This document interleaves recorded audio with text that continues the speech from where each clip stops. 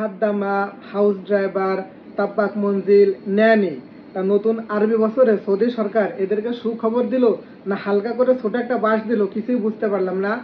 দেখুন, ডোমেস্টিক ওয়ার্কারদের আগে 1 থেকে 2 বছরের ইকামা বানানো যেত, কিন্তু আমার স্ক্রিনে লক্ষ্য করুন, এখন নতুন করে অপশন দিয়েছে 3 মাস, 6 মাস, 9 মাস, 12 মাসের ইকামা বানানো যাবে। যেমন 3 মাস 150 রিয়াল। তা এতে সৌদিরা কিছুটা লাভবান হলেও যারা প্রবাসী আছে তাদের কিন্তু একটু ক্ষতি হতে পারে। ধরুন, যারা খাদ্দাম আছে তাদের ইকামা, সবারই ইকামা আছে, কিন্তু কন্ট্রোল করে সৌদি বা তার কফিল। কিন্তু যারা হাউস ড্রাইভার তাদের ইকামা অবশ্যই থাকা লাগবে, অ্যাবসেন্ট থাকা লাগবে, কারণ তাদের বাইরে যাওয়া লাগে। একটা কফিল একটা হাউস ড্রাইভার 3 মাসের ইকামা বানালো, যখন 3 মাস শেষের দিকে যাবে তখন আবার ঘ্যানর ঘ্যানর করবে যে আবার ইকামা রিনিউ করো, ইকামা রিনিউ করো।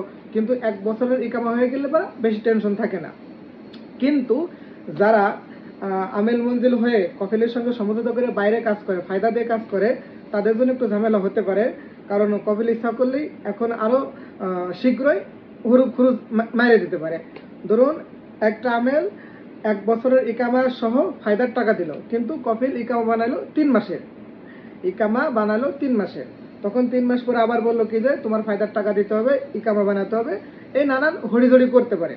তাই এটাই বোঝা গেল যেটা সুখবর না প্রবাসীদেরকে হালকা করে বাস দিল, এটাই ছিল বুঝতে